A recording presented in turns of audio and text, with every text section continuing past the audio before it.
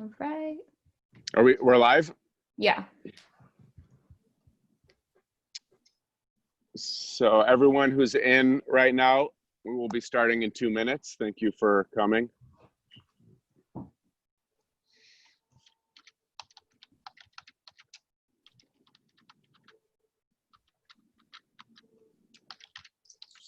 Other people won't have video feeds.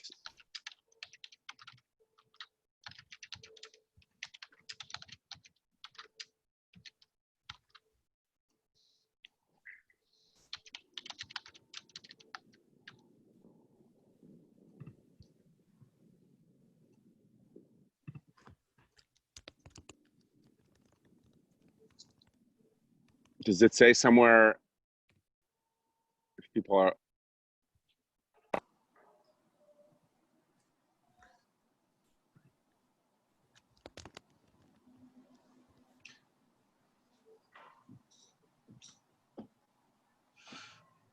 Okay, and we'll be starting in less than 1 minute.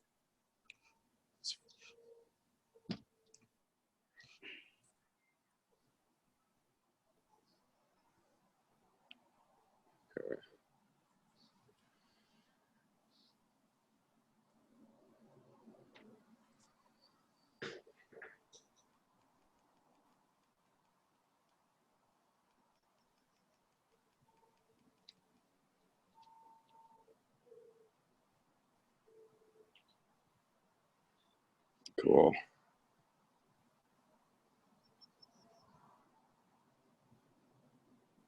All right, starting. Okay, it's 5, so let's get started. So have as much time as possible. Hello to everyone, and thank you so much for coming. We'd like to start this discussion out today by acknowledging the struggle, triumph, fury, sadness, love, destruction, oppression, and solidarity of African Americans right now. Project Por Amor stands with the protesters who are taking action to reduce the racism and systemic injustice so that we can become a more enlightened society that lifts all people up together, both within and outside our country's borders.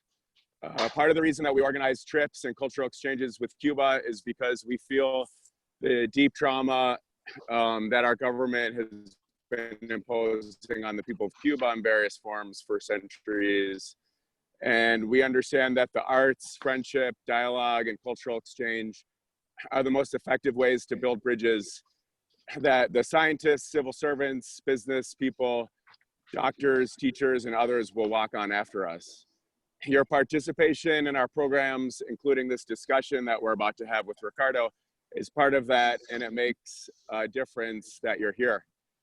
This is the second speaker of a new ongoing series that we're launching called Pour More Conversations, where we'll get to sit down with thought leaders from Cuba, the US, and Iceland, and beyond to dive deeper into understanding how culture and society work around the world.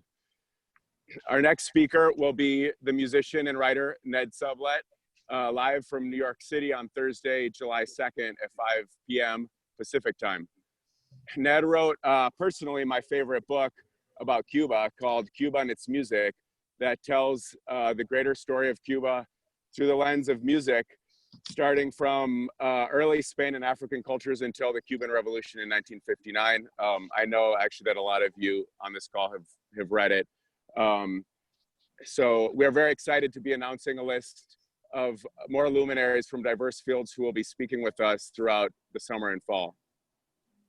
Alyssa, why don't you explain how the technicalities will work on today's call?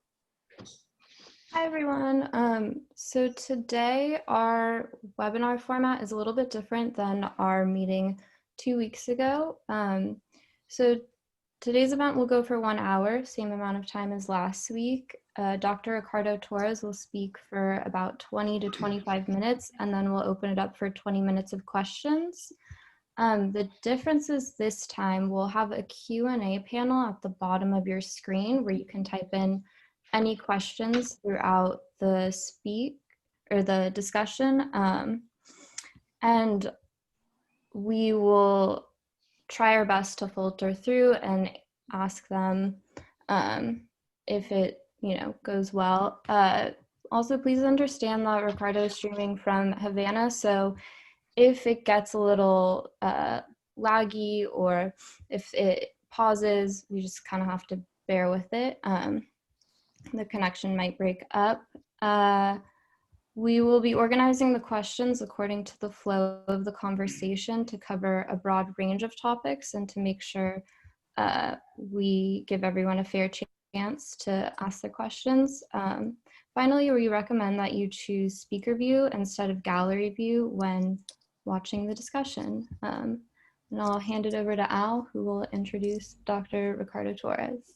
Thank you, Alyssa. Hello, everybody. I'm very happy to introduce our very good friend, Ricardo Torres Perez. He was born in Villa Clara in 1981. He holds a Ph.D. in economics from the University of Havana. He is currently a full professor at the university and also deputy director of the Centro de Estudios de la Economía Cubana, CEEC, at the University of Havana. He was a Japanese government scholar at the Hitotsubachi University in Japan in 2008, 2007, and 2009. He was a visiting researcher at Harvard University in 2011, Ohio State University in 2012, Columbia University in 2013, American University in 2015, Universidad de La República in 2016 and 2018, and Finland's Central Bank in 2019, and the Sorbonne Nouvelle IHEAL at 2019, actually last year. He has participated in conferences and courses in universities and research centers in several countries in Latin America, Europe, Asia, Africa, United States, and has published several articles in international journals and books. Among his most recent publications are Policies for Economic Growth, Cuba's Economic Change and Comparative Perspective at the Brookings Institution in 2014.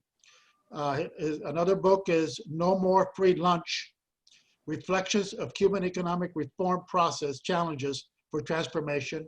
I think that's an article, not a book. And Updating the Cuban Economy, the First 10 Years at the International Quarterly in 2017. He's the chief editor of Miradas a la Economía Cubana, Views of the Cuban Economy, and a columnist for Progreso Weekly. Ricardo, welcome. Looking forward to hearing what you have to say. Okay, many thanks. Hello, everyone. I'm, as Adolfo said, Ricardo Torres from Havana, live. And time is always short to talk about Cuba's economy, and we are going through very interesting and difficult times, I have to say. And so, of course, we want to make this time,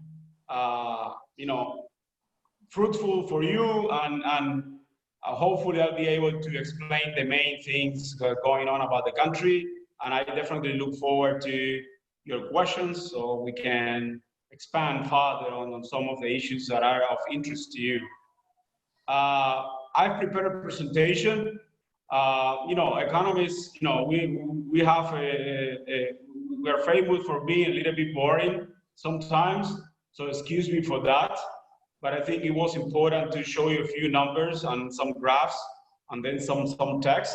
But I'll be speaking a lot, with the slides. So when you feel that it's not useful, don't pay attention to the slides, just listen to what I have to say.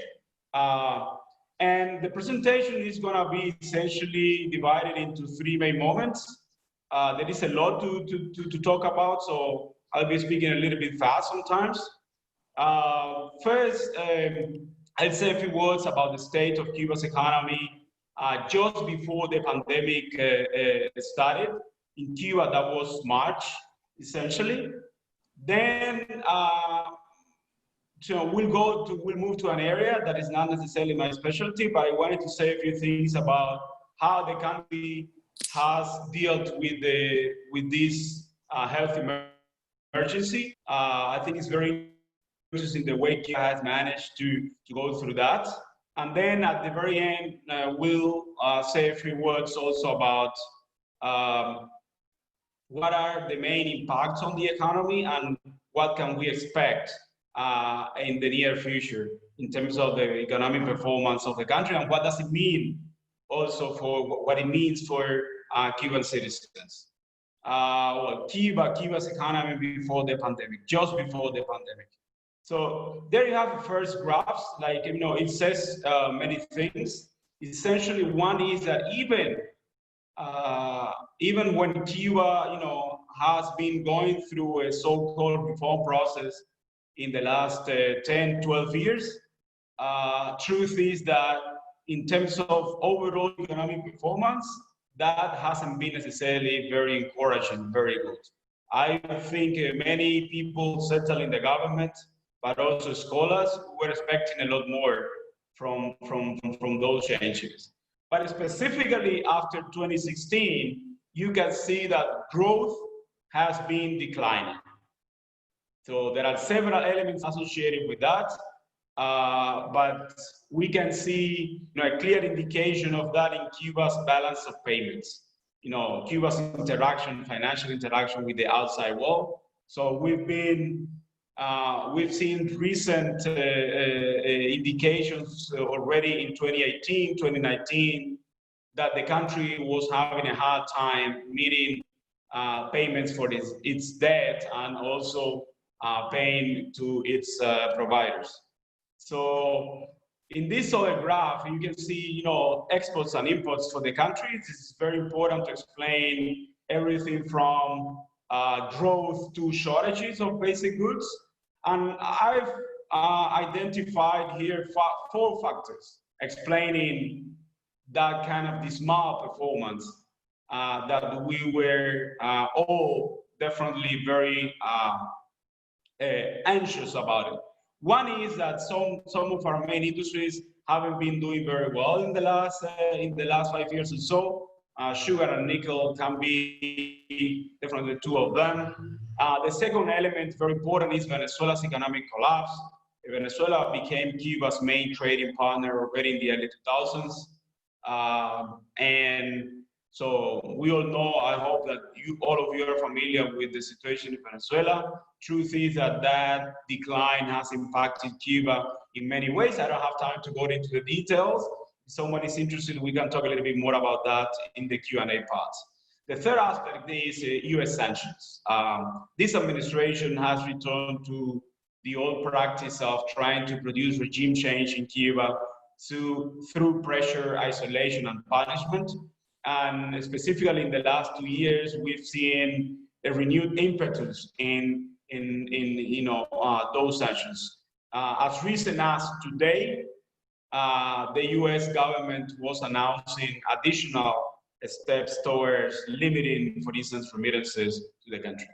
I already talked about, disappointing results of domestic result reforms that were initiated by Raul Castro. And now we have the COVID-19 pandemic. Just to sum up the situation before the pandemic, the country has lost $5 billion in export revenues in 2013. That's a lot. That's almost a third of all of revenues in that year. And that explains everything from shortages of basic goods to the recent defaults that we are seeing to providers and creditors. Still, there is a big discussion about whether Cuba is entering a new special period, so-called special period. Again, well, so far, and this word is very important, so far, that loss is relatively small compared to the one we had in the early 90s, which of course was catastrophic for the country. And I think 3 problems that we were not able to solve during the last decade have made Cuba especially vulnerable right now out of the impact of the pandemic. One is that our IT infrastructure is very primitive, and that has been a limitation when the country wanted to, for instance, instrument online shopping and education, but also remote working. The second problem is that for all the talk that there's been in Cuba, you know, in the last 60 years, but I would say specifically in the last 10, we don't produce nearly enough to feed ourselves. And now we are suffering because of that due to the disruption in the global trade and the lack of foreign exchange to pay for inputs. And, you know, an old problem, kind of a structural problem for us, over-reliance on one partner, in this case, Venezuela, but also in one industry. And, you know, in this case was tourism. Let's now move to what's been Cuba's response to COVID-19, which for most experts has been quite good. Let me start by Cuba's strengths. So some of this is very well known, but let me highlight the fact that we have an all-public, you know, vertically integrated, well-structured health system, and you know, in some resources. So Cuba's position is quite strong internationally. You know, most doctors per capita in the world. The same can be said about facilities, especially hospital beds.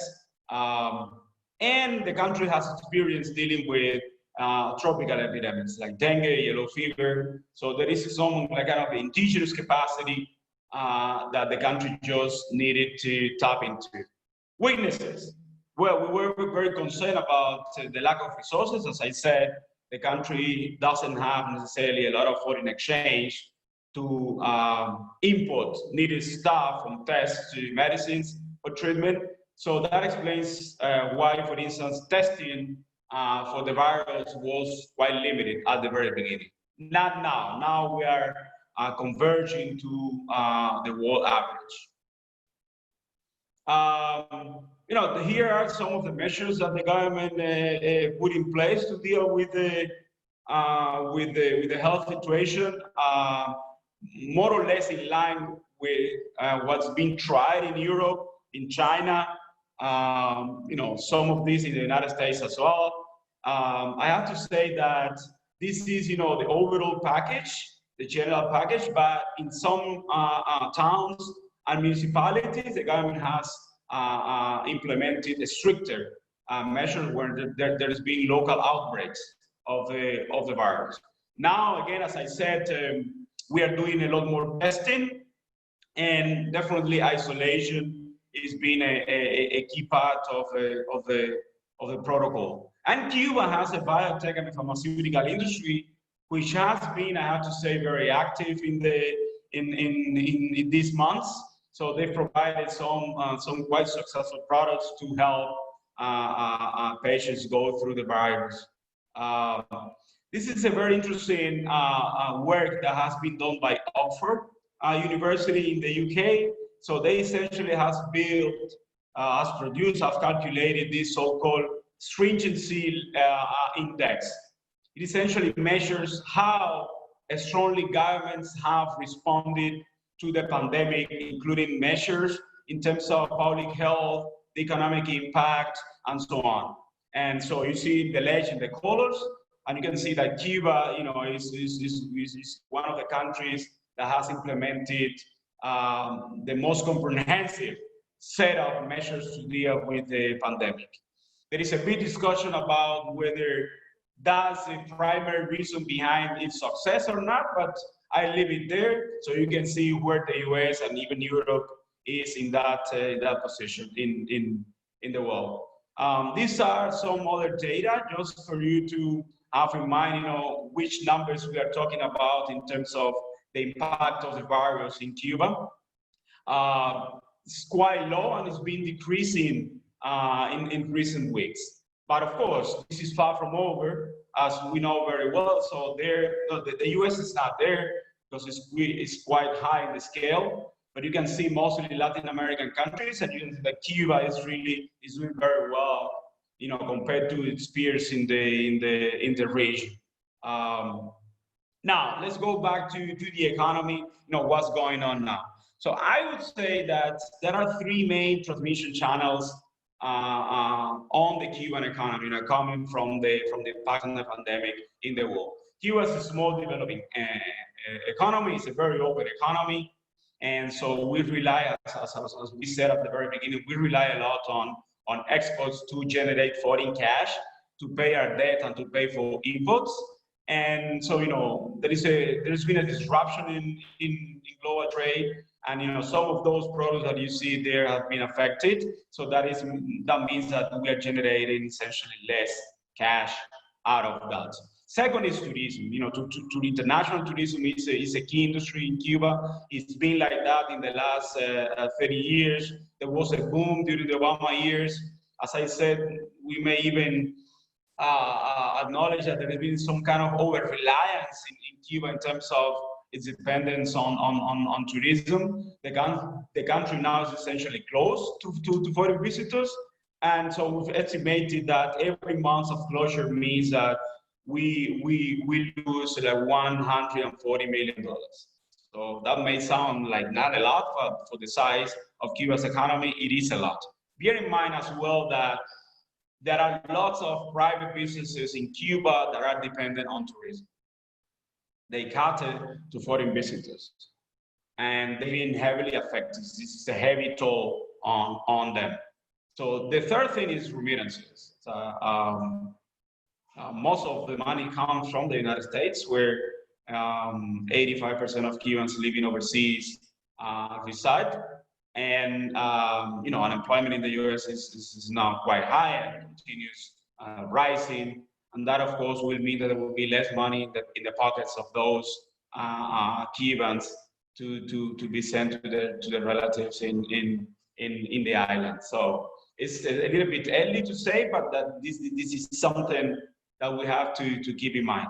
And now it seems that there are new sanctions coming from the US government to impose further obstacles for people to send money to Cuba. So we have to track that in the coming days. Now, two other things in terms of Cuba, which in my opinion makes the country more vulnerable to what's going on. One, Cuba is not a member of any major international financial institution, so meaning that the country will not have access to emergency loans and debt relief, something like that, compared to its Latin American peers. Now, only those banks that you see there, those are very small banks, especially the IIB.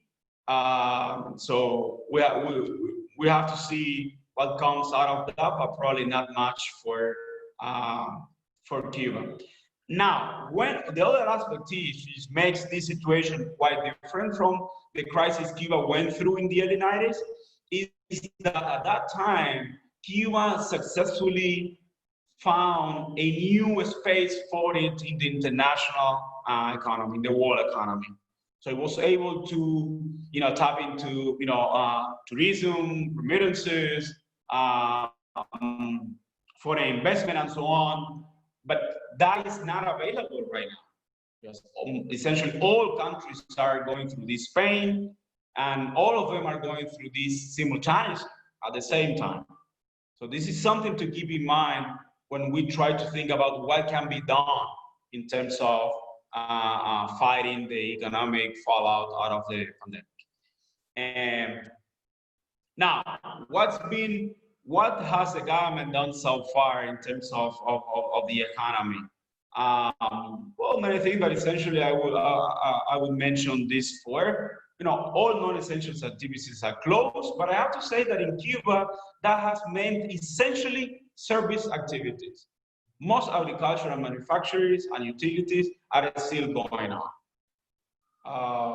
They take some measures to make sure that there is no contagion out there, but it's essentially services. All services from public social services to private services are essentially shut down. Public transport is not available. So the government has provided some support for households' incomes. Now, public employees, they have access to a so-called kind of a conditional unemployment subsidy or insurance. And there has been also support for the elderly, for single families. But there's been a question mark for employees, private employees in the private sector. The support for them has been much more limited, The government has provided tax relief for the private sector, but so far, the latest numbers that we have is that the impact has been severe. 38% of the private businesses have requested a temporary suspension of the activity. And we know there are many others that haven't done it because they fear that there will be a lot of bureaucratic obstacles when they try to resume their activity. And the government, as in past crises, has increased the rationing of basic goods. The government already asked its main creditors in the so-called Paris Club to defer payments until 2032, citing this unexpected situation coming out of the pandemic. It's very likely that we'll see a further penetration of the US dollar into Cuba's monetary system, dollarization. That already started in last November, and now some other steps have been taken, and it's fair to assume that we'll see a lot more of that in the coming months. Rationing will continue being a key part of the government strategy to make sure that at least every Cuban gets a minimum of products. And I think it's very clear that the government has focused a lot of energy in keeping the pandemic under control, because they know that is essential to reopen the economy and to reopen the country to international tourism. So it's unclear, though, how could Cuba monetize its medical capacity. It's there. Definitely, Cuba has even sent lots of medical brigades to countries, even in the first world, in Italy and overseas territories of France. But it isn't clear to me right now how can Cuba, more long-term monetize that medical capacity. Daily life in Cuba, well, shortages on lines, not necessarily unknown for Cubans, but that now have become again a part of our life. I think the government have been quite successful in enforcing, confinement measures, but discipline is not necessarily a national virtue in Cuba, so we have to keep that in mind for the subsequent phases of the pandemic. So far, utilities are going well, and this is something very important. My impression, and talking to colleagues and friends and seeing my neighborhood, it's something that is very visible. There's been an asymmetric impact on households. So not everyone is being affected the same way out of this pandemic. And this is something that I think the government should pay more attention to, because Cuba has changed. So the mechanism that we used to use to deal with events of these types, so maybe it's time for us to rethink that approach. Now, medium to long-term economic implications. Well, I think there will be a rethinking of the government's tourism strategy. There's been several voices already, even before the pandemic, asking the government to, soften or reduce the amount of investment in, dedicated to tourism, specifically to building like big hotels in the country's main cities. I think we don't know what's going to happen with international travel. So I think that this is something that will be part of that strategy. I think U.S. relations, we know that the outcome of the election in November is a game changer for Cuba. Nobody knows what is going to happen. The U.S. is already very important. Even with that, with the embargo in place and so on, it's very important for Cuba. And so I think we'll see more in terms of those relations from the Cuban government as time passes. Well, this is something, the discussion that was referring to in the previous slide. I think it's time for Cuba to really, assess, okay, so we have a big potential here, but how can we better use this potential? And there is a big kind of an angry debate about that Cuban doctors are fully compensated when they are deployed overseas, and that the passport is being retained, and so on. I think this could be a good time for the country to take a kind of a comprehensive view on the sector and try to make a lot or to monetize that tremendous potential. Tackling our dependency on food imports is strategic, because that's been going on for too long. But so far, nothing important has happened. Probably this is a good time to do something big and important and transformational in that area. Well, IT networks, internet access and so on is proven key to deal with an event of this type. I think hopefully now very few Cubans or people here will think that it's not good to accelerate, speed up the process of deploying those networks. And last but not least, also talking to something that I was saying before, is that the private sector is part of Cuba's economy already and will be here for a long time. And I think the government has to rethink also its approach to the private sector and to the informal sector as well. Again, the tools, the instruments that were good 30 years ago when Cuba was a very egalitarian society, that's no longer true. So probably it's time for us to accept that reality first, and second, try to include that kind of thinking when it comes to adopting measures to deal with a health emergency like this type, or with the economic implication of the pandemic. So with this, I'll finish, and I look forward to your questions. Many thanks. All right, great. Thank you for that really interesting speech. Bars and Holly wanted to know if you could please elaborate on the centralization of foreign exchange.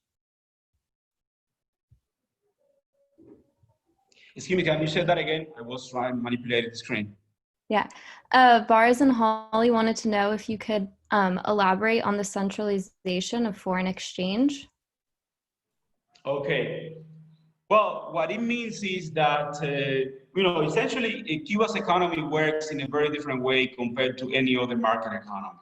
So I don't have time to explain all the details, but essentially what it means is that the government has a monopoly on foreign trade. Essentially all foreign trade revenues go to the government. And what I mean by that is that over the years, the government has tried different schemes whereby they allow certain companies and industries to retain a larger part of those revenues so they can invest in expanding activity, in maintenance or even expanding production. So essentially all the big exporting industries are part of that, have been part of those schemes. What I mean by that is that in this situation, when revenues are going down and the government faces the new needs, like all the expenses associated with the health emergency, they've been reducing the scope of those companies to retain revenues. So they want to centralize all of those revenues in the government hands so that the government has resources to respond to the pandemic or to put in place measures to deal with the economic impact or with the health emergency. That's what I mean by that.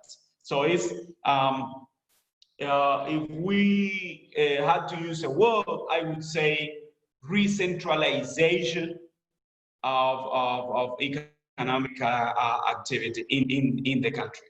More money essentially going on to the government's hands so that they have resources to respond to this emergency.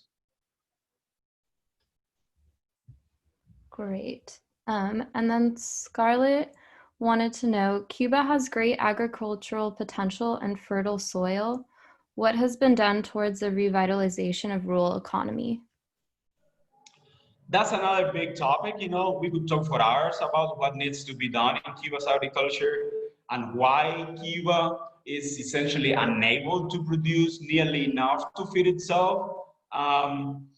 Let me say that reforms actually started in agriculture in 2008. That was the first industry that was targeted by the country. Land ownership is an emotional issue in Cuba. It's something that comes from the pre-revolutionary times, you know, foreigners owning Cuba's land and a few Cubans owning most of that land. So even though the government introduced some changes in the agricultural model, truth is that ownership structure didn't change that much. So state control has been the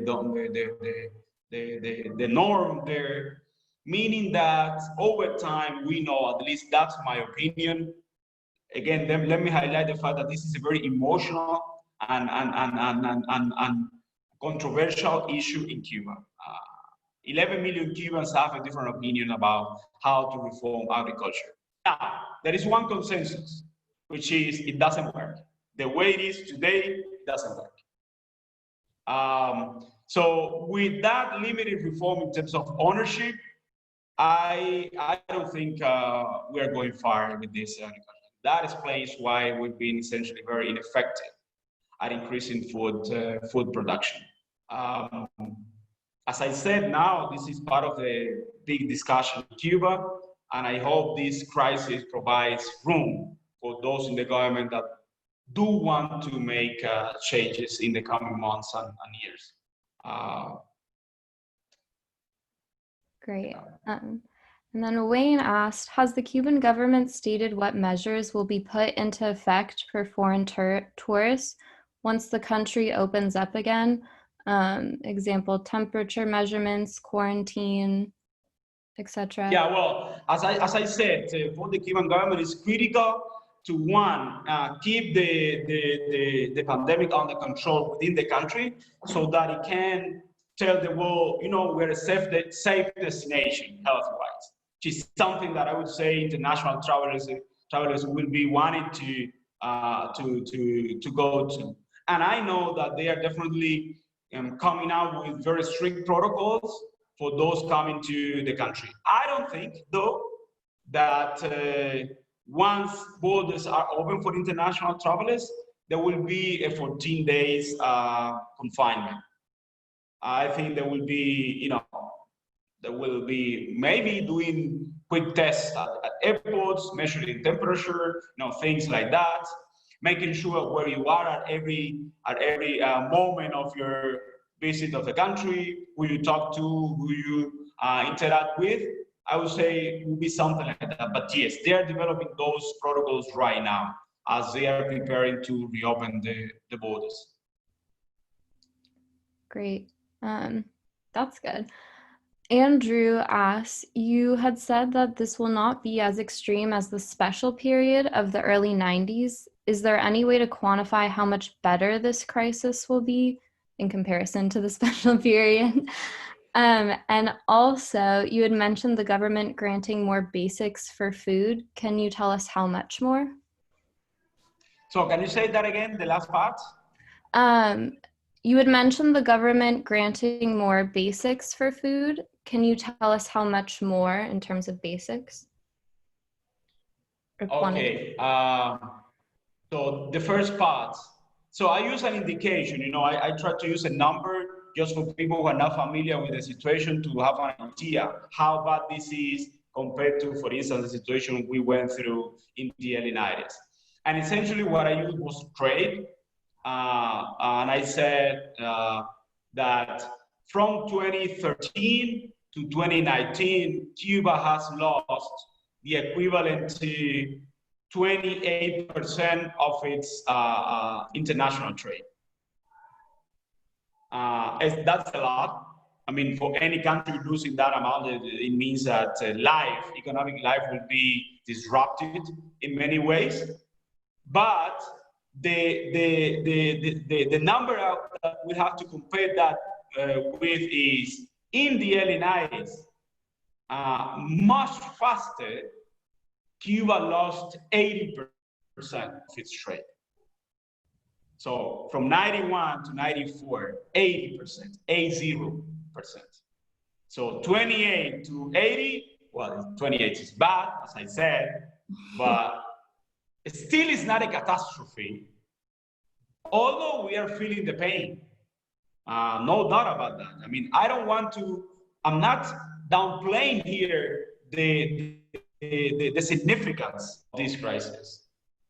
I'm just trying to put it in context in terms of Cuba's recent economic history. Now, one thing, the number that I use is in 2019. We know that in 2020, those numbers will be farther down. So we are anticipating a further loss of 20 to 30% of trade. So the total will be something like 50% or so compared to 2013 levels. Now, 2013 levels are still higher, are a lot higher than 89 levels. So somehow Cuba is a richer country losing less trade. Richer, you know, it's a way to put it. It's also more unequal. So it means that some people are worse off compared to 89. But so yes, so that's the situation. So far, not as bad at that time, but 2020 could be kind of a turning point, and things will get worse before they get better. That's my assessment. Yes. That makes sense. John wanted to know, can you explain why you no longer consider Cuba an egalitarian state or society? Well, it's not that I consider it like that or not, it's facts. So let's use the Gini coefficient, for instance. This is the most well-known and used indicator of income inequality. Income, by the way, is not the only thing. So there is a big discussion about wealth inequality.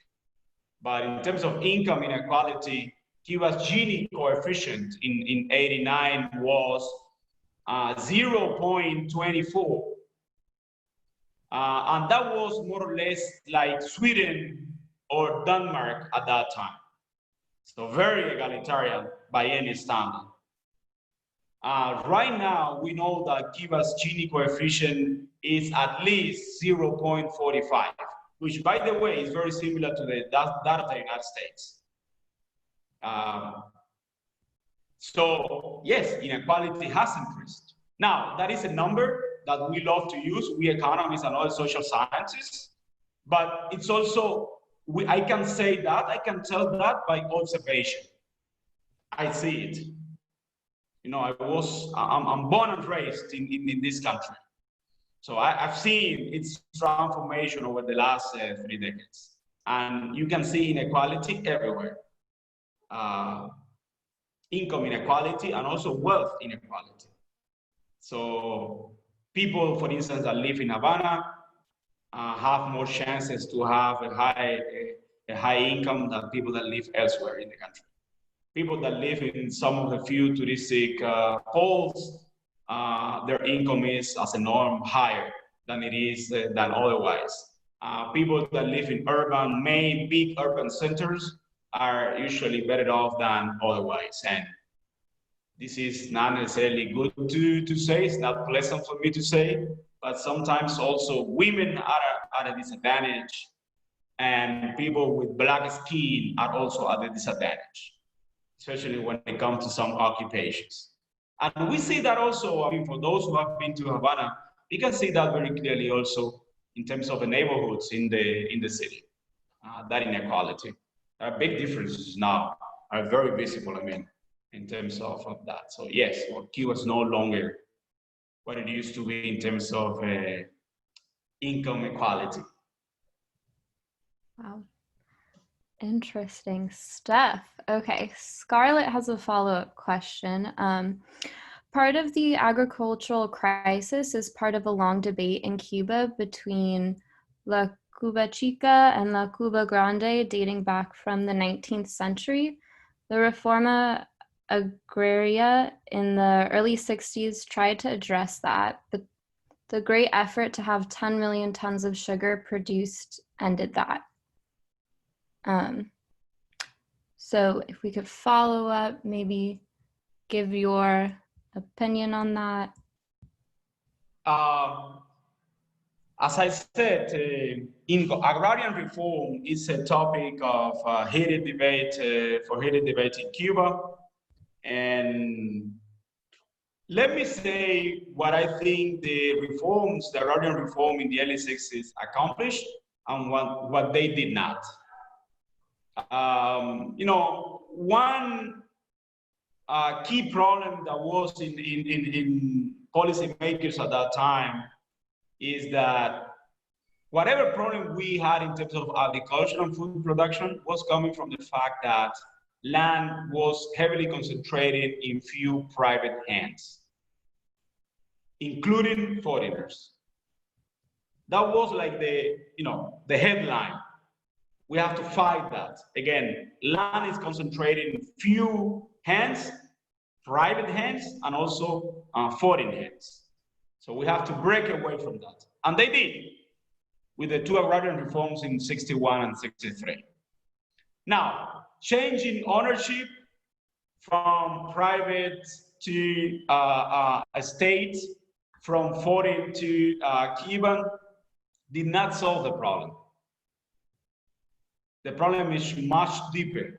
So it had to do with Cuba's economic structure that made it dependent on a few export crops to survive. Sugar, coffee, tobacco. That's it. That didn't change. Actually, Cuba became even more dependent on those export crops during the Soviet Union era than before. And the land that we actually used to produce food for domestic consumption was was insufficient and was not necessarily the best land either. So we made it an state agriculture. It was because actually it didn't become an agriculture based on lots of small farmers. No, so what we had was a few farmers and then some very big estate companies.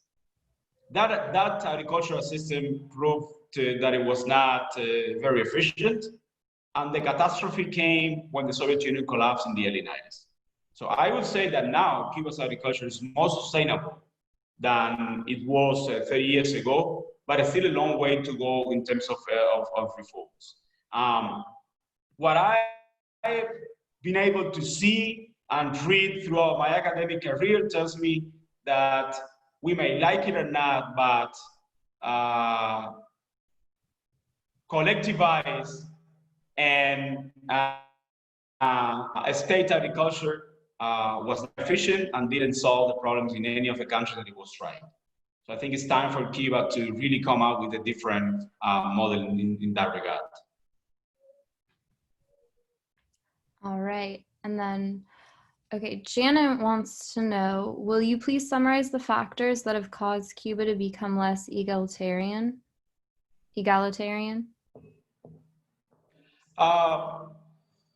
It's a multidimensional problem actually, and one factor has to do with Cuba's economic structure. Let me explain this briefly in a way that can be understood. We have the problem of having very few industries that are internationally competitive, meaning that they can export to other countries, and they're able to generate foreign cash. And those industries they do not generate a lot of employment. Let me give you an example. 15,000 Cuban doctors generate 50% of Cuba's exports. 15,000 are 1% of Cuba's labor force. It's 1%. Meaning that there has to be a lot of redistribution from those few exporting industries to the rest of the economy. And those who happen to work in those dynamic sectors, let's say tourism, or some of the foreign companies operating in Cuba and so on, they have a disproportionate access to foreign cash, which is important to define living standards in Cuba, because it can get you access to a great variety of goods and services. If you don't, then you depend on a public wage, and public wages are very low, extremely low, and to some people they're not even enough to meet their basic needs. So that's one thing. So very few people are connected because there are not very many good jobs out there. Very few people are connected to those industries. So that kind of a good income is concentrated in a few hands. And then also, if you look at Cuba's configuration, also most of the income in the country is generated in the area that goes from Varadero, the famous Cuban beach, to a Mariel Special Development Zone, including Havana. That's the most dynamic area in the country by far. Those who live within that area have access to better jobs, have access to income, and also other sources of income are available there. The informal economy, for instance, which has grown a lot in Cuba in the last 3 decades. And the state now is not able to compensate for those differences. And then it comes remittances. Those who happen to have a family overseas, and that family is in a position to send money, that money is very valuable in Cuba because hard currency is very scarce. So meaning that those people are much better off than other comparable. Sometimes they don't even need to work. And that has increased, in the last decade, because when the government opened up more space for private businesses, as a norm, income in private businesses is higher than in a public company. Also, those who had family overseas and friends were able to get them seed capital, to kickstart those businesses. So your network, the place you live in, and the job you have may well define how well off you are in Cuban society. And as I said, the state capacity to diminish those differences is much reduced these days. Ricardo, I've got a couple of questions for you that are coming in from another feed that maybe you could answer. This is a short one, and then I've got a larger one. But the first one is, can you talk about what's going on with the currency, with the CEEC? And is that currency going to be united at some point?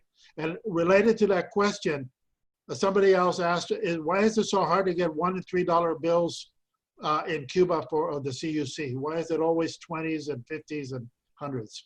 CEECs. Okay. Well, the currency issue is connected to what I was saying about the problems in Cuba balance of payments. Less foreign exchange means that the local currency suffers, meaning that it loses value. And that's what's been happening with the Cuban convertible peso, the CEEC, essentially. It's no longer convertible. That's what is happening. And the government had plans to unify the two currencies because formerly we had two currencies. One was convertible, the other one was not, the Cuban peso, the CUP. Now we have to have two currencies and none of them is convertible. So it's useless now, it's pointless to have two currencies. Yes, the government had those plans. They've had those plans for some years already. I can tell, again, I don't have time to expand on this, but it's technically and socially very challenging to do that step because it really changes many things in the economy, the exchange rate and so on. Now, with this crisis, frankly speaking, I don't know what the government plans are in terms of unification and the exchange rate reform. But no, probably it's not a good moment to make such a big move. So you don't want to destabilize for the economy. That would be my thinking about that. But again, always establish a connection between what's going on in the country's balance of payments, its ability to generate foreign cash, and then what's going on in its local monetary system. Whenever there is a shortage of foreign exchange, your local currency suffers. And that's what we are seeing in Cuba. And my prediction is that dollarization will make further inroads into Cuba's economy in the coming months. Okay. The second one, I don't know. Frankly speaking, why it's, some bills are more available than others, frankly. For me, I haven't thought about that, frankly speaking, before. Well, we finally stumped you. Yeah, well, maybe. But let me tell you something. If you go to, like Cuba, that started using lots of one CUC bills and three in the early 90s, and now you come to the country and they are not that common. So it says something about the country. It says that inflation is high, meaning that prices are going up.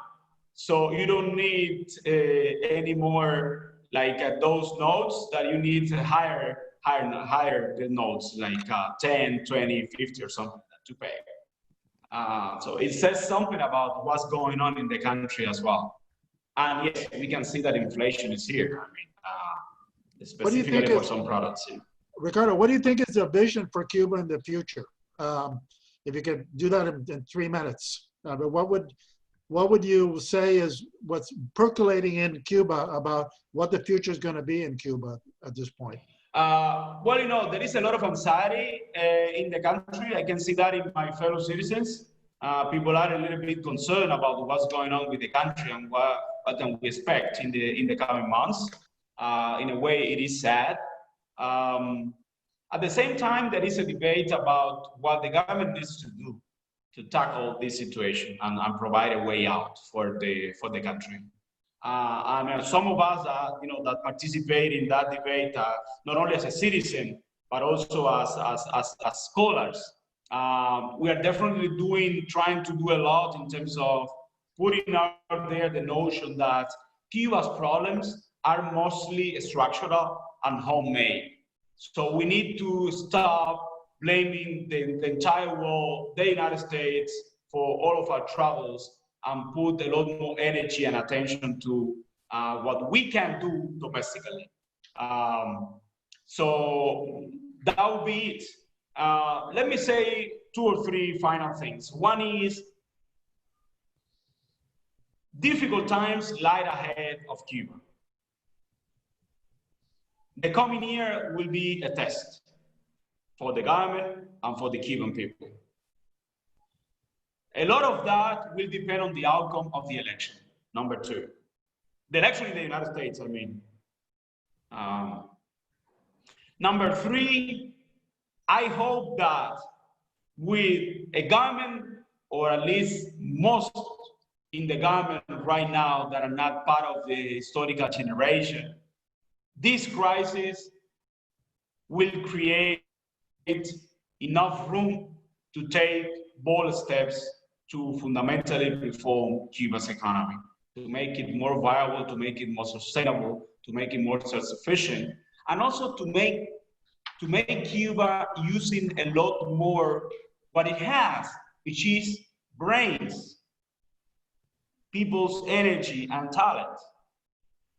So this is not only about music, nice beaches, and friendly people. So we have we have to change that stereotype about Cuba. The island of music, we go there to have fun. No, there are lots of people here who want to do something different, want to build something big, who think, who have that ability to have lots of talent. And so hopefully, again, this crisis will be the turning point, the tipping point for the country in terms of its economic system. Thank you. I've got one more, probably the final question because we're running out of time, but how does the current unrest in the US, which amounts to a populist attempt at regime change in this country, impact Cuban politics? Let me read it. How does the current unrest, which amounts to a populist attempt at regime change in this country, impact Cuban politics? Well, in some ways, we have our own racial issues in Cuba as well. And I mean, U.S. policy has been in disarray for a long time, you know, Cuba is a small country, it's very close to the U.S. Everything that happens in the U.S. matters to us. If the U.S. economy does badly, we suffer. If there is a big disruption in the U.S. in any way, I mean, socially, politically, economically, we suffer. So we are connected. And well, some people are definitely, you know, following what's happening there. And well, you know, in terms of as an economist, I just hope that the U.S. economy does well and unemployment goes down, so that we don't suffer too much. Pending sanctions, which is always a factor for relations between the two countries. Well, Ricardo, I think we're running out of time. We want to thank you for your words and your time today. It's very illuminating to hear all of these ideas and questions. And everybody else that's here on the call, I want to thank you all for being part of it. An hour went by really fast, and we've got another one coming up on June 4th with Ned Sublette, which should be a lot of fun. But again, Ricardo, thank you for being with us. It's July 2nd, not June 4th. July 2nd. Yeah. July 2nd. Sorry, today's June 4th. July 2nd. So anyway, thank you for being here, Ricardo. Thank you all for being here. Thank you. Good night. Bye.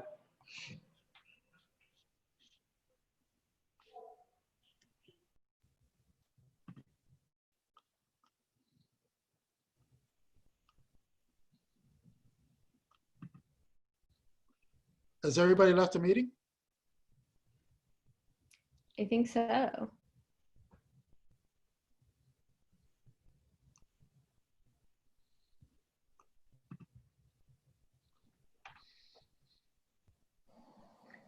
Oh, let's just let's just get out and we can meet on Teams or something if we want to. Okay, let's go to Teams. Quick. Bye, everybody. Quick.